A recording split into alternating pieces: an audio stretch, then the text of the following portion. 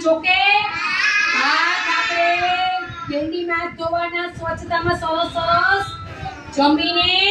ને આપણે પેલા એટલે આપણે ધૂળું ન લાગે હાથમાં ડમરી ન લાગે એટલે આપણે હાથ ધોવા જોઈએ મચ્છર ન કાટે આપણે રોગ ન થાય ક્યારે પણ એટલે હાથ ધોવા જોઈએ ઘણીએ ઘણીએ ઓકે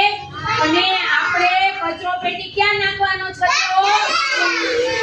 કચરો ક્યાં નાખવાનો છે ડસ્ટબિનમાં ઓકે આ કચરો આમાં નાખવાનો છે હા ડસ્ટબિનમાં કચરો નાખવાનો છે